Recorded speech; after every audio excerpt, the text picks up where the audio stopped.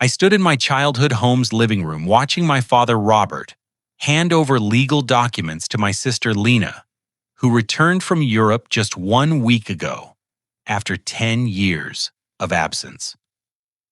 I had been my parents' financial and emotional caretaker since age 22, sacrificing my own dreams to support them through my father's heart surgery, my mother's diabetes complications, and countless financial crises. Now they were giving everything to Lena because she deserves a fresh start. I set down the power of attorney papers and house keys, my hands trembling with a decade of suppressed betrayal. 10 years ago, I held my Stanford MBA acceptance letter with shaking fingers, staring at the full scholarship offer that would change everything. At 22, I had worked 3 jobs through college to graduate debt-free, saved every penny for this moment, and finally saw my path to financial freedom stretching ahead like a golden highway. Then Dad collapsed in our kitchen on a Tuesday morning, clutching his chest as Mom screamed for an ambulance. The massive heart attack hit him like lightning, and suddenly my Stanford dreams evaporated faster than morning dew. While other kids my age worried about graduate school housing, I found myself learning medical terminology, insurance procedures, and the crushing weight of adult responsibility. The scholarship had a deferment policy, but only for 1 year.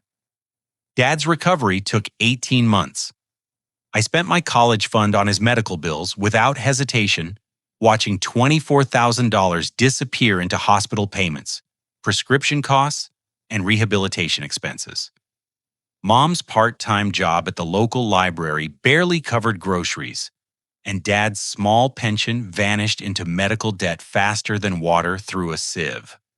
I took a day shift at Henderson accounting firm downtown, crunching numbers for local businesses, while my former classmates started their graduate programs.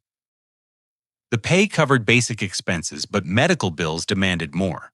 So I added a night shift at Morrison Warehouse loading trucks until 3 in the morning, then coming home to help Dad with his physical therapy exercises. Sleep became a luxury I couldn't afford. Relationships became impossible when you're working 80-hour weeks. My college girlfriend Jessica left for her graduate program at Northwestern, and I couldn't blame her. Who wants to date someone whose idea of a romantic evening involves sorting prescription medications and reviewing insurance claims? I moved into the basement to save on rent, transforming my childhood playroom into a studio apartment. The walls still bore crayon marks from when Lena and I were kids, drawing elaborate castles and spaceships during summer afternoons. Now those same walls watched me collapse onto a secondhand mattress every night, too exhausted to dream about anything beyond tomorrow's responsibilities. Christmas mornings became my personal theater performances. I bought every gift under our tree wrapping presents for my parents to give each other, creating the illusion of holiday magic. When our bank account barely held 3 figures, Dad would unwrap the expensive blood pressure monitor I purchased, acting surprised, while Mom opened the diabetic testing supplies I'd researched for weeks. Thanksgiving dinners required similar creativity. I learned to cook elaborate meals because we couldn't afford catering anymore. Turkey stuffing, cranberry sauce, 3 different pies, all prepared in our tiny kitchen while managing Dad's medication schedule and Mom's blood sugar monitoring. Extended family praised Mom's cooking skills, never knowing I spent 2 days preparing everything. Years blended together in a haze of sacrifice and silent resentment. My friends moved to different cities, started careers, bought homes, got married. I stayed frozen in my childhood bedroom, aging without progressing, watching my 20s disappear into a black hole of family obligation. But the real betrayal came when I discovered the secret bank documents hidden in Dad's desk drawer. While organizing his medical paperwork, I found mortgage refinancing papers dated 6 months ago. My parents had borrowed against the house, the same house I'd been paying the mortgage on for 8 years with my warehouse overtime money. The documents showed a cash withdrawal of $45,000, money I never saw, money that never went toward medical bills or household expenses. My stomach dropped as I realized they'd been planning something behind my back, using the house I'd saved multiple times as collateral for some secret scheme. In Mom's jewelry box, I found party planning notes written in her careful handwriting. Welcome home celebration ideas for Lena. Menu planning. Guest lists. Decoration suggestions. The papers were dated 3 weeks ago before Lena had even announced her return from Europe. They'd been expecting her. They'd been preparing. And they'd used my financial contributions to fund her homecoming while keeping me completely in the dark about their plans. The basement walls seemed to close in around me as I sat surrounded by 10 years of financial records and medical bills, realizing I'd been living in a carefully constructed lie. Lena arrived like a Hollywood star returning from exile, stepping out of a black sedan wearing a designer coat that cost more than my monthly salary. Louis Vuitton luggage, Italian leather boots, and a confidence that screamed European sophistication. She air-kissed Mom and Dad, as if she'd seen them last week instead of abandoning them for a decade. "Darling, you look wonderful." Mom gushed her voice, taking on an accent I'd never heard before. "How was your flight from Milan?" "Exhausting but worth it to see my family," Lena replied, surveying our living room with the critical eye of an interior designer. "This place could use some updating, but it has potential." I watched from the kitchen doorway as my parents transformed before my eyes.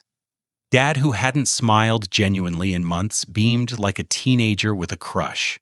Mom, who usually wore faded house dresses and practical shoes, had somehow acquired a new outfit and fresh makeup for Lena's arrival. The next morning, I discovered elaborate breakfast preparations in our kitchen. Fresh croissants from the expensive bakery downtown, imported coffee, organic fruit, arranged like a magazine photo shoot. Mom hummed while cooking something she hadn't done since before Dad's heart attack. "Where did all this come from?" I asked, calculating the cost of the spread before us. "Your sister deserves a proper welcome," Mom said without looking up from the stove.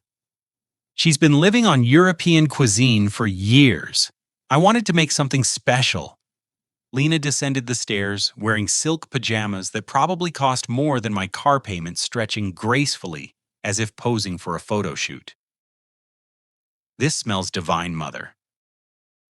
You always knew how to make mornings magical." I bit my tongue, remembering countless mornings when Mom barely managed toast and instant coffee due to her diabetes fatigue. My overtime money had bought the nice coffee maker, the good dishes, even the tablecloth she'd spread for this performance. Over the following days, our house underwent mysterious transformations. Fresh paint appeared in the hallway. New throw pillows materialized on the couch. The guest bedroom received a complete makeover, with matching curtains, bedding, and furniture that definitely hadn't been there when I left for work the previous morning. "Dad, where's this money coming from?" I cornered him in the garage while he admired a new tool set I definitely hadn't purchased. "Your mother and I saved up for Lena's return," he said, avoiding my gaze while organizing expensive new wrenches. "We wanted everything to be perfect." "Saved up with what income I pay the mortgage, utilities, groceries, and medical expenses? What money were you saving?" His silence spoke volumes. I walked back inside and found Mom arranging fresh flowers in a crystal vase I'd never seen before. The type of arrangement that cost $60 at the florist downtown.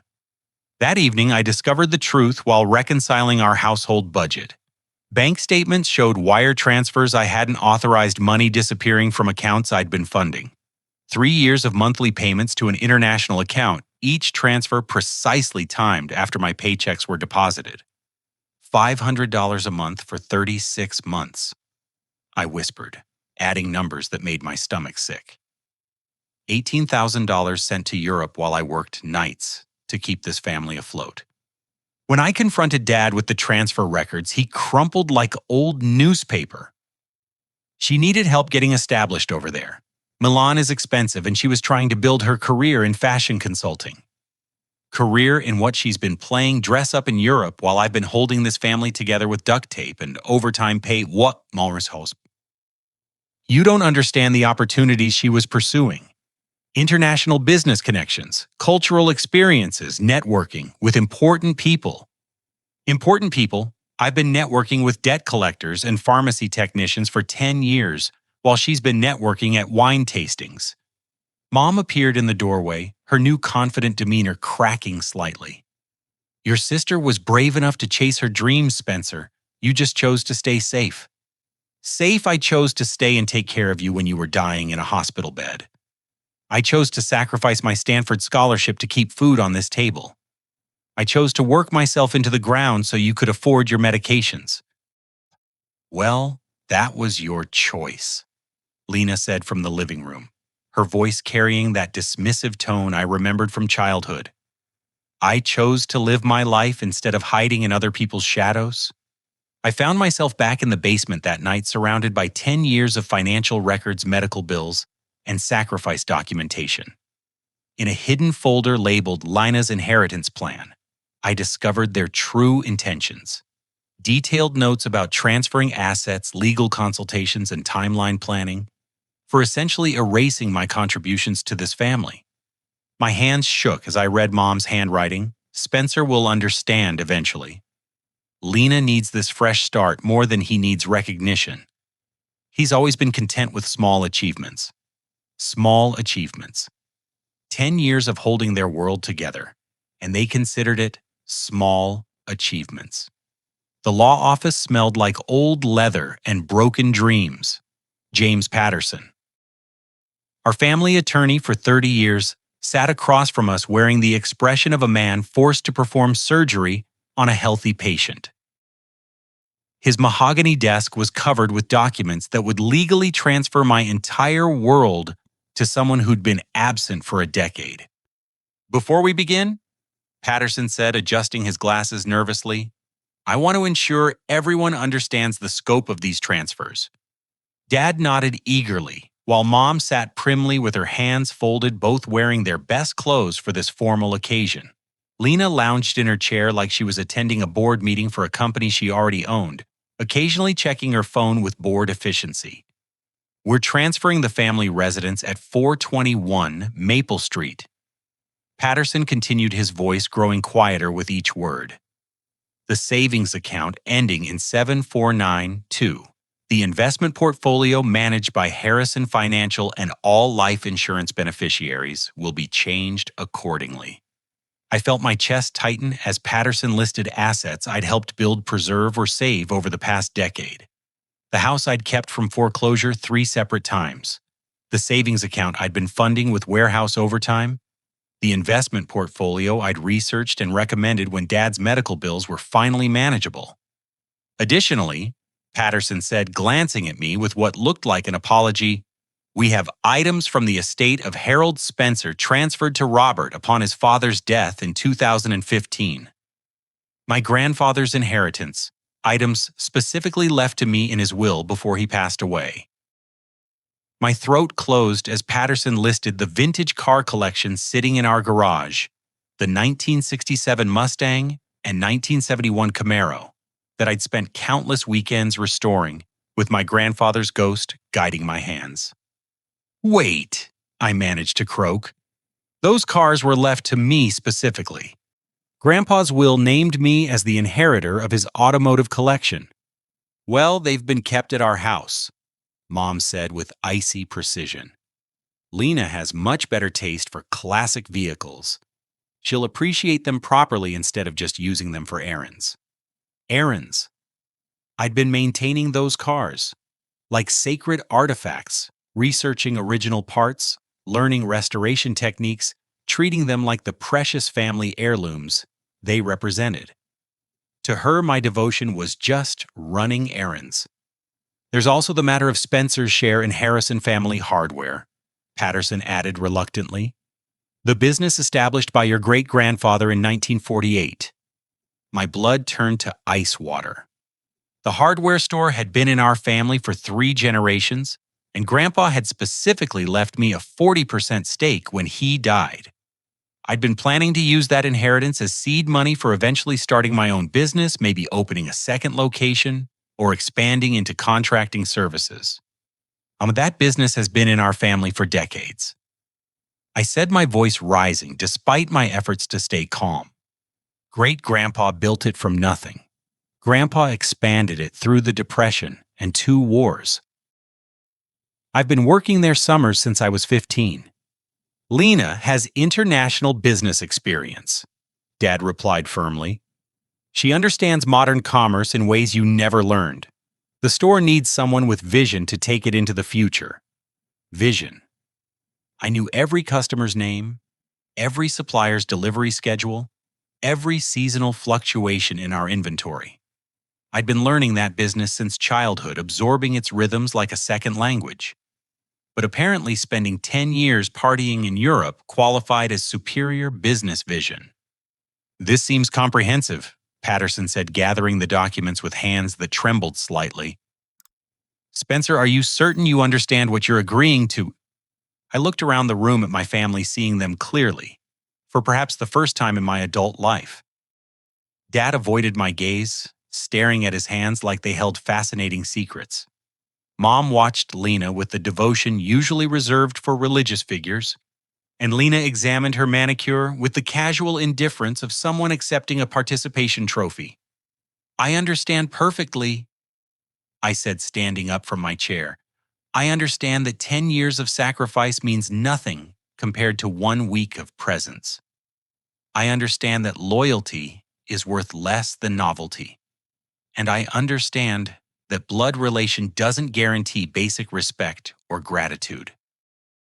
Spencer, don't be dramatic. Lena sighed without looking up.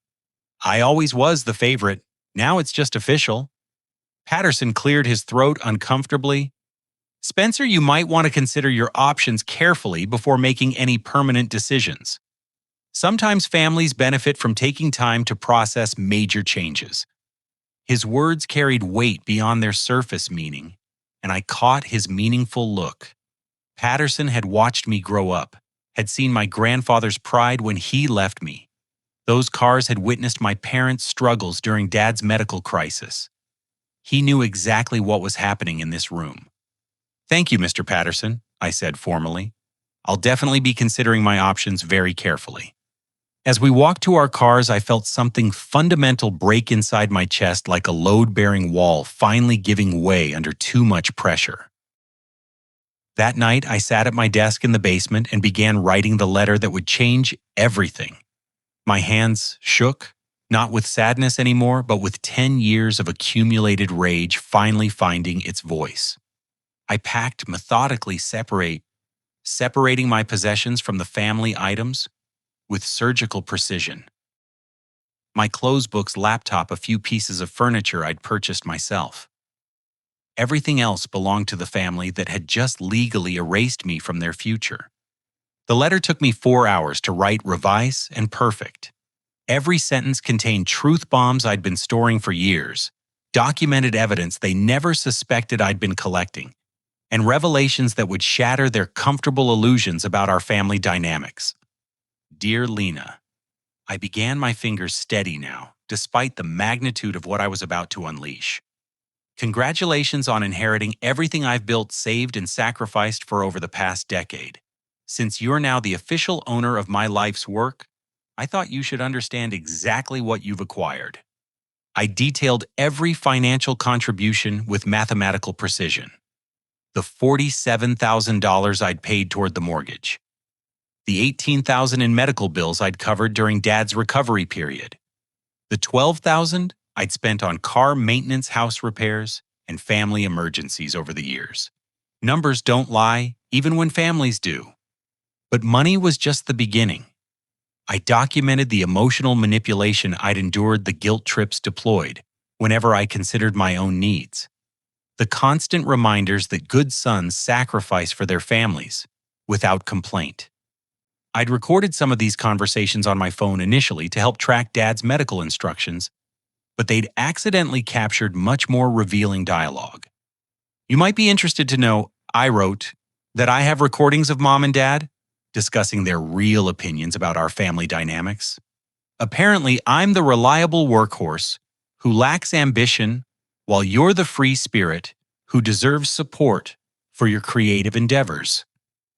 They've been saying these things for years, just never to my face. The letter's most devastating section revealed my knowledge of Mom's gambling addiction. While I'd been working nights to cover household expenses, she'd been visiting the casino 2 towns over, burning through Dad's disability payments on slot machines and poker games. I discovered this secret 6 months ago when following up on some suspicious bank withdrawals, but I'd kept quiet to avoid causing Dad additional stress during his recovery. I know about Mom's Thursday afternoon trips to Lucky 7 Casino, I wrote. I know she's lost approximately $15,000 over the past 2 years, money that came directly from Dad's pension and the household account I've been funding. I know she told the family doctor that her medication costs were higher than they actually were, pocketing the difference to feed her gambling habit. I revealed Dad's secret business debts, too. The hardware store I was supposed to inherit had been struggling for years, hemorrhaging money through poor management and competition from big box stores. Dad had been borrowing against the business to cover personal expenses, using my grandfather's legacy as collateral, without telling anyone. I discovered this during a casual conversation with the store's accountant, who'd assumed I already knew about the $50,000 loan Dad had taken 6 months ago. The family business you're inheriting, I continued, comes with substantial hidden debt that Dad never mentioned during our inheritance meeting. Harrison Family Hardware owes approximately $53,000 to various creditors secured against inventory and property that Grandpa never intended to be used as collateral. But the letter's final revelation would destroy their comfortable narrative completely. I'd quietly enrolled in law school at UC Davis using money from a scholarship I'd earned based on my essay about overcoming family financial hardship. The irony was delicious. Their emotional abuse had qualified me for aid designed to help students escape difficult circumstances. By the time you read this letter, I concluded, I'll be driving to California to begin my law degree program. I've been accepted with full financial aid based on my demonstrated need and academic potential. Apparently, surviving 10 years of family dysfunction qualifies as valuable life experience in admissions committees. I sealed the letter with copies of bank statements, recorded conversation transcripts, and documentation I'd been quietly gathering for months. Not because I'd planned this moment, but because I'd learned to protect myself through careful record keeping. My departure felt surreal, like leaving a movie theater after watching someone else's life for 2 hours. I loaded my Honda Civic with everything that truly belonged to me, which fit easily into the trunk and back seat. 10 years of adult life, and my entire world could be packed in 30 minutes. I placed the letter on Lena's pillow, right where she'd find it when she returned from her afternoon shopping expedition with Mom. They'd gone to buy new bedding for her room, discussing color schemes and thread counts, like interior designers planning a magazine shoot.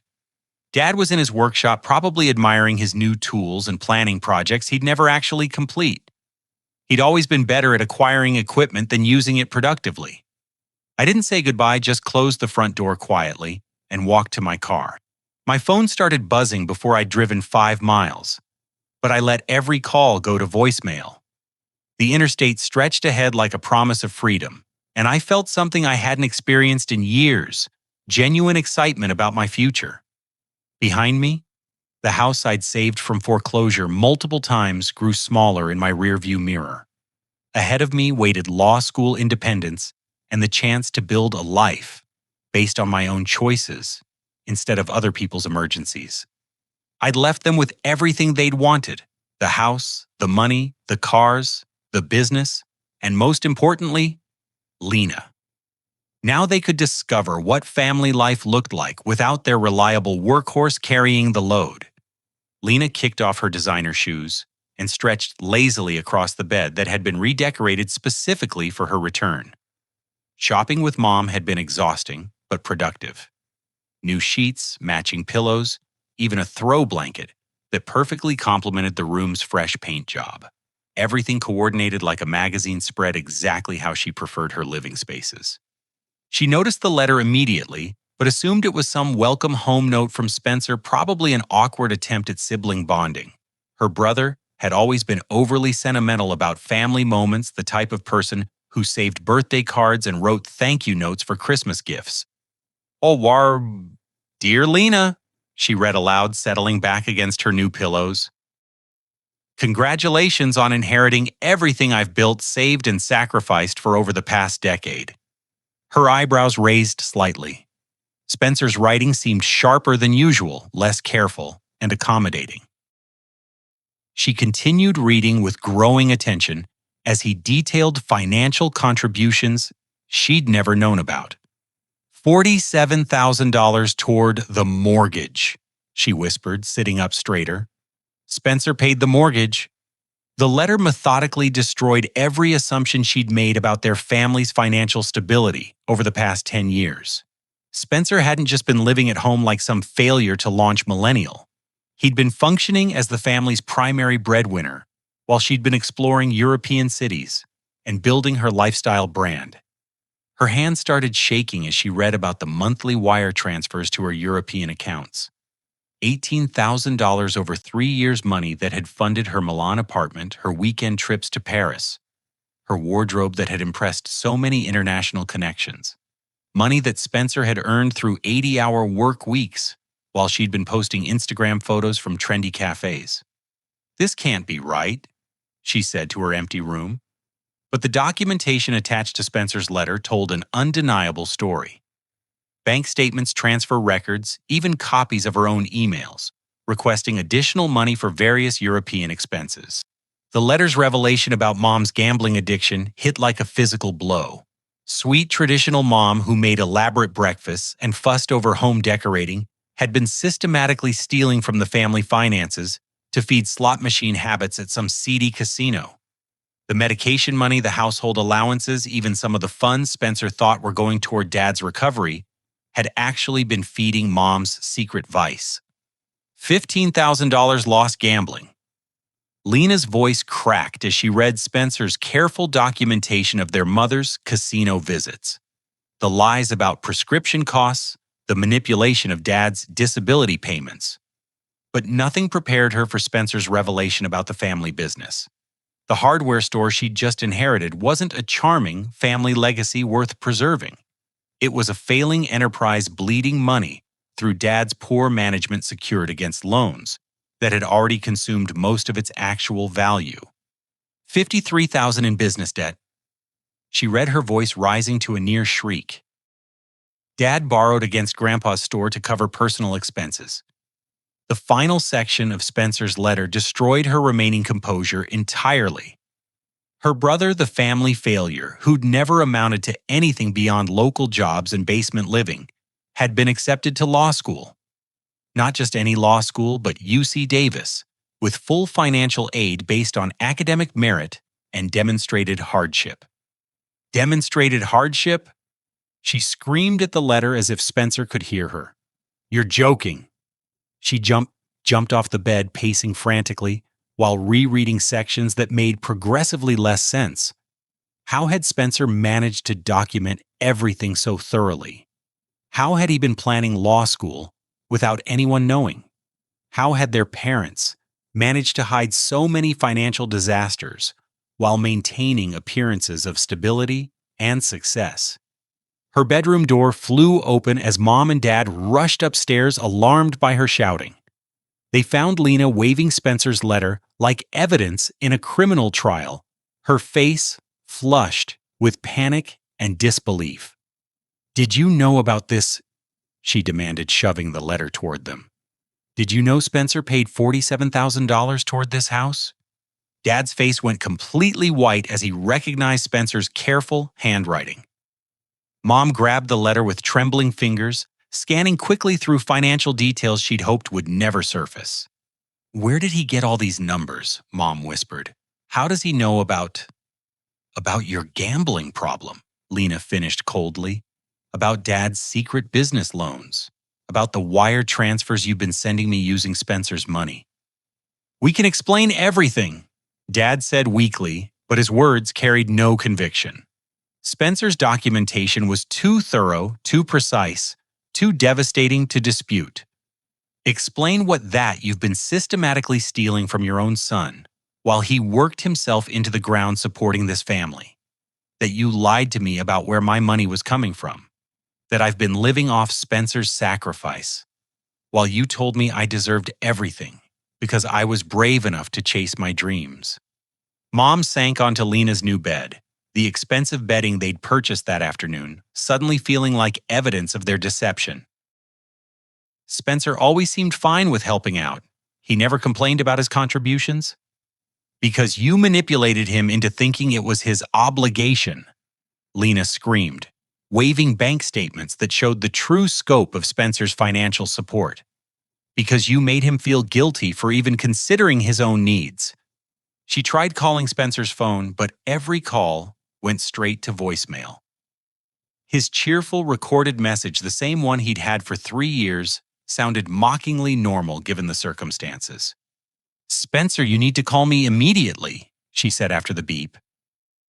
"We need to talk about this letter. There has to be some mistake. You can't just leave without discussing this family situation like adults." But even as she spoke the words, Lena knew Spencer was done discussing anything. His letter wasn't a negotiation or a cry for help. It was a legal document, a formal notice, a declaration of independence from a family that had treated him like an unpaid employee rather than a beloved son and brother. That night, she researched elder law attorneys online, trying to understand if Spencer's claims about financial abuse had any legal merit. What she discovered made her sick to her stomach. Spencer hadn't just been documenting family dysfunction for his own peace of mind. He'd been building a legal case that could potentially destroy them all. 6 months later, I sat in the law library at UC Davis, surrounded by constitutional law textbooks and case studies that felt like intellectual candy after 10 years of warehouse inventory reports. My apartment was tiny, furnished with items from thrift stores and yard sales, but every piece belonged to me through my own choices and efforts. The call came on a Tuesday afternoon while I was reviewing tort law precedents. Sarah Chen from the Elder Law Clinic at UC Davis had been following my case as part of her research into financial abuse within family structures. "Spencer, I've completed my analysis of your documentation," she said, her voice carrying excitement that made me sit up straighter. "Your case is significantly stronger than even you realized." Her office overlooked the campus quad where students my age walked between classes carrying backpacks instead of the weight of family dysfunction. Sarah had agreed to review my situation as part of the law school's clinical program initially, just to help me understand my legal options. "Your family's behavior constitutes multiple forms of financial elder abuse," she explained, spreading my documentation across her desk like puzzle pieces. "But in this case, you're the victim despite being the younger party. The legal term is caregiver exploitation, and California has very strong protections for people in your situation." I learned that my case involved unjust enrichment, where my parents had been unfairly benefiting from my financial contributions, while systematically transferring assets to my sister. The courts could order full restitution of my documented contributions, plus damages for emotional distress and lost opportunities. "Your Stanford scholarship documentation is particularly powerful," Sarah continued. "You can demonstrate concrete losses resulting from their manipulation. That $40,000 education you forfeited to care for your father represents measurable damages above and beyond your direct financial contributions." But the most shocking revelation involved my sister's inheritance. Since the assets she'd received were obtained through my financial contributions, her legal right to keep them was questionable at best. The courts might consider the transfer fraudulent if they determined my parents had used my money to artificially inflate the estate's value before giving everything to Lena. She could potentially face charges for receiving stolen property, Sarah explained. "The wire transfers to Europe funded by your income without your knowledge constitute financial fraud." My phone had been buzzing constantly with calls from home. Lena's voicemails had progressed from angry demands for explanation to increasingly desperate pleas for reconciliation. "Spencer, please call me back," her most recent message said. "Mom's in the hospital. Dad's having chest pains again. We can't handle all this stress without you. The house needs repairs we can't afford, and the hardware store is behind on 3 different loan payments. I deleted the message without feeling any guilt. Their crisis management skills were about to get a real-world education, now that their reliable problem solver had graduated to a different kind of life. The breaking point came when my parents' neighbors started asking uncomfortable questions about my sudden absence. Spencer's careful documentation hadn't just been shared with legal authorities. He'd also sent copies to key community members, including their pastor and several family friends who'd known us for decades.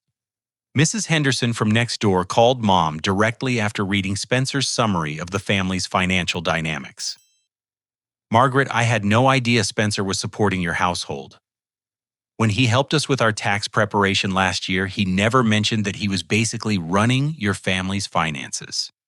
Their church pastor, Reverend Williams, made a house call to discuss what he termed concerning allegations about family stewardship. Dad tried to explain away Spencer's claims, but documentation speaks louder than excuses. The social isolation began slowly, but accelerated quickly. Lena's job interview at the downtown marketing firm was canceled when her potential employer discovered Spencer's public documentation during a routine background search. Small towns don't keep secrets long, especially when those secrets involve financial fraud and family abuse. Mom's book club stopped meeting at our house. Dad's weekly poker game relocated to someone else's garage. Even the grocery store clerk started treating them differently, with the careful politeness reserved for customers who might be having financial difficulties. The first missed mortgage payment in 8 years arrived 30 days after Spencer's departure. Without his monthly contribution, their household budget collapsed like a house of cards in a windstorm. Dad's pension covered basic utilities and groceries, but maintaining a 3-bedroom house required income they no longer possessed. "How did Spencer manage to pay so much toward this house?" Mom asked Dad one evening as they reviewed past bank statements, trying to understand their new financial reality. "He was working 80-hour weeks for years," Dad admitted reluctantly. "Day shift at Henderson Accounting, night shift at Morrison Warehouse, plus weekend handyman jobs for neighbors. I thought he was just saving money for his future." His future? Mom's voice cracked with dawning realization. He was spending his future on our present. Lena tried returning to Milan, but her European lifestyle required monthly financial support that no longer existed. Her Instagram account showed increasingly budget-conscious choices: youth hostel accommodations instead of boutique hotels, public transportation instead of taxi rides, grocery store meals instead of restaurant dining. "I can't maintain my connections here without proper funding," she called to complain during one of her collect calls from Europe. "Everyone expects a certain level of sophistication, and I can't fake it much longer." "Come home then," Mom suggested weakly. Home to what? A house that's going into foreclosure, a business that's buried in debt, a family that's become the town scandal. Meanwhile, I was thriving in ways I'd never imagined possible. My tort law professor recommended me for a summer internship at a prestigious Sacramento firm specializing in elder abuse cases. My academic performance placed me in the top 10% of my class, opening doors to scholarship opportunities and career paths I'd only dreamed about during my warehouse years. "You have a real gift for legal analysis," Professor Martinez told me after reviewing my paper on financial exploitation within family structures. "Have you considered specializing in this field after graduation?" I had indeed been considering it. Every case study reminded me of my own experience, and I'd developed a passion for protecting people from the kind of systematic abuse I'd endured for a decade. The call from James Patterson came on a rainy Thursday in March. Our family attorney sounded exhausted when he explained that my parents were requesting mediation to resolve outstanding family issues before potential legal action escalated beyond their control. "Spencer, they're willing to discuss terms for a settlement," he said carefully. "Your documentation has them quite concerned about the potential legal ramifications of their actions." I smiled as California rain drummed against my apartment window. It was time to go home, not as the family workhorse, but as the legal advocate who would finally get the justice I'd earned through 10 years of sacrifice. The mediation conference room at Patterson's law office felt different this time. Instead of being the powerless family member watching his inheritance get transferred away, I sat at the table, accompanied by Sarah Chen and two colleagues from the UC Davis Elder Law Clinic. My legal team carried briefcases full of documentation precedent cases and settlement proposals that would reshape our family dynamics permanently. Mom and Dad looked older than I remembered, both wearing clothes I recognized from years past, instead of the new outfits they'd been sporting during Lena's homecoming celebration. Lena sat between them, her designer confidence replaced by nervous energy and dark circles under her eyes that suggested sleepless nights. James Patterson opened the proceedings with obvious discomfort. This mediation has been requested to address allegations of financial abuse and improper asset transfer within the Spencer family. Spencer is represented by counsel from UC Davis Elder Law Clinic. Robert, Margaret, and Lena are proceeding without representation at their own request. Sarah Chen opened her briefcase with the efficiency of someone who'd litigated dozens of similar cases. Our client is prepared to offer settlement terms that would resolve these matters without proceeding to civil court, assuming all parties agree to specific conditions. She distributed copies of our proposal, and I watched my family's faces change as they read through the terms I'd spent months developing with legal guidance. First, Robert and Margaret Spencer will provide full restitution to Spencer for documented financial contributions over the past 10 years. Total amount $67,412, representing mortgage payments, medical bills, household expenses, and business investments. Dad's face went completely white. Spencer, we don't have $67,000 in liquid assets. Which brings us to the second term, Sarah continued smoothly. The family residence at 421 Maple Street will be transferred back to Spencer's name with Robert and Margaret, maintaining lifetime residence rights through a legal trust structure. I watched my parents process this information. They'd get to stay in their home, but I'd own it legally, protecting both them and myself from future financial manipulation. Third, all items specifically bequeathed to Spencer in Harold Spencer's will shall be immediately returned to Spencer's possession. This includes the automotive collection the family business shares and any other grandfather inheritance items currently held by other family members. Lena looked up from the papers with tears in her eyes. Spencer, those cars mean nothing to me. I was just following Mom and Dad's wishes about what was best for the family. Fourth, Sarah continued, a protective trust will be established for Robert and Margaret Spencer to prevent future financial exploitation by any family member. This trust will be managed by an independent fiduciary, ensuring that both parties receive appropriate care without risk of manipulation. The trust was my way of protecting them from themselves and from Lena's potential future schemes. They'd have enough money for comfortable living, but no one could pressure them into making impulsive financial decisions again. Fifth, Lena Spencer will repay all funds received through international wire transfers over the past 3 years. Total amount $18,750. Payment schedule can be negotiated, but full restitution must occur within 24 months. Lena buried her face in her hands. Spencer, I spent that money on living expenses in Europe. I thought it was family support for my career development. It was family support, I said firmly. It was my family support earned through jobs you never knew I had, while you were networking at wine bars and posting travel photos. Sarah delivered the final term with quiet authority. Sixth, all parties will sign a comprehensive agreement acknowledging the financial abuse that occurred and committing to transparent communication about family finances in the future. Any violation of these terms will result in immediate legal action for full damages plus attorney fees. Patterson cleared his throat nervously. These terms seem quite comprehensive. Robert, Margaret, Lena, do you need time to consider this proposal? What happens if we don't agree? Mom asked weakly. Sarah exchanged glances with me before answering. Spencer would proceed with civil litigation for financial elder abuse, caregiver exploitation, unjust enrichment, and fraud. Based on California precedent cases, damages would likely exceed $100,000 plus attorney fees. Additionally, the district attorney might pursue criminal charges for the documented financial fraud. The room fell silent except for the sound of Dad's labored breathing. His heart condition couldn't handle extended stress, and I felt a familiar pang of concern for his health.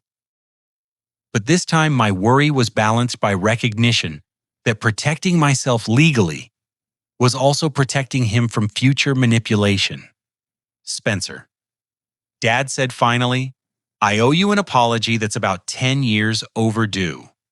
We took advantage of your loyalty and your love, and we justified it by telling ourselves you were doing family duty. We convinced ourselves that you were content with your life." Mom added, her voice breaking slightly. "We didn't want to see how much you were sacrificing because it made our acceptance of your help easier." Lena looked up from the settlement papers with genuine remorse. "I never realized how much you'd given up for this family. When I came back and saw the nice house, the good furniture, the cars, I thought Mom and Dad had been managing well without any major struggles." "That was the point," I said quietly. "I worked so hard to maintain appearances of stability that even you believed everything was fine. I enabled your ignorance by hiding the true cost of keeping this family afloat." "Can we still be a real family after all this legal documentation?" Mom asked, gesturing toward the settlement papers. Sarah answered before I could speak. "Healthy families have clear boundaries and honest communication. This agreement establishes both. Spencer isn't trying to punish anyone. He's trying to create a structure where love doesn't require financial exploitation." I looked around the room at people I'd love forever, despite everything that had happened between us. "This agreement isn't about punishment, it's about protection. I want you all in my life, but I need to know that my contributions are valued rather than assumed." 3 hours later, we'd signed every document and arranged the logistics of implementing our settlement terms. The house would transfer to my name within 30 days, but Mom and Dad could live there rent-free for the rest of their lives. The cars would be transported to my apartment complex in California, where I'd finally have time to continue their restoration as a hobby rather than an obligation. Lena committed to returning to the United States and finding employment that would allow her to repay the European funds over 20 months. I've been thinking about starting a consulting business for Americans wanting to work abroad. Turns out I learned quite a bit about international living, even if I learned it using someone else's money. The family business required more complex restructuring, but we arranged for Dad to maintain day-to-day management, while I controlled major financial decisions remotely through video conferences and quarterly reports. "Spencer, there's something else," Dad said as we prepared to leave Patterson's office. "Your mother and I want you to know that watching you handle all this with such maturity and legal sophistication has made us incredibly proud of the man you've become. We raised you to be responsible and caring," Mom added. "But we failed to model how to balance that responsibility with self-preservation. You've learned that balance on your own, and you're teaching it to us now." 6 months later, I graduated from UC Davis Law School magna cum laude with a job offer from the Sacramento elder abuse firm where I'd completed my internship. My specialty would be protecting vulnerable adults from financial exploitation, drawing on personal experience that made me uniquely qualified to recognize and combat these situations. The week before graduation, my entire family drove to California for the ceremony. They stayed in a hotel near campus, their first family vacation in over a decade. Dad looked healthier than he had in years, managing his medications properly, without the stress of hidden financial problems. Mom had joined a support group for gambling addiction and was approaching 2 months without visiting any casinos. Lena had found work as an international business consultant in San Francisco, helping American companies navigate European markets. Her income allowed her to maintain a modest apartment in the city while making steady payments on her debt to me. More importantly, She'd developed a work ethic that didn't depend on family subsidy. "Spencer, I have something for you," she said after the graduation ceremony, handing me a small, wrapped box. Inside was a key to the 1967 Mustang, polished and attached to a keychain she'd made from a piece of metal salvaged during one of my restoration projects. "I know this car means more to you than just transportation," she said. "It represents your connection to Grandpa, your patience with long-term projects, and your ability to restore things that other people might consider broken beyond repair." I looked around at my family, healthy and honest for the first time in years, and realized we'd all learned something valuable about love boundaries and mutual respect. True family love requires accountability, and sometimes walking away is the most loving thing you can do for everyone involved. My story isn't about punishing people who hurt me. It's about recognizing that love without boundaries becomes exploitation, and that protecting yourself legally can actually protect the people you care about from their worst impulses. Sometimes the most caring thing you can do for your family is refuse to enable their dysfunction, even when that refusal feels like abandonment in the short term.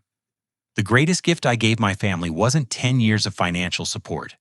It was teaching them that relationships based on manipulation eventually collapse under their own weight, while relationships based on mutual respect can survive almost anything, including legal mediation and difficult conversations about money responsibility and what it truly means to care for each other. Have you ever found yourself in a situation where helping your family began to feel more like enabling their poor choices than genuine support?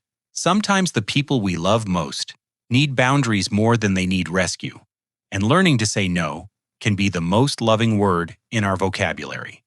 What's your experience with balancing family loyalty and self-preservation? I'd love to hear your thoughts in the comments below. Thank you so much for listening to my story and sharing this journey of learning to value myself as much as I valued my family's comfort. If this story resonated with you, please like this video and subscribe for more real-life stories about family relationships and finding the courage to change difficult situations. Share this video with anyone who might benefit from hearing about the power of setting boundaries with people you love. Remember, protecting yourself isn't selfish when it ultimately protects everyone involved from unhealthy patterns that hurt the whole family.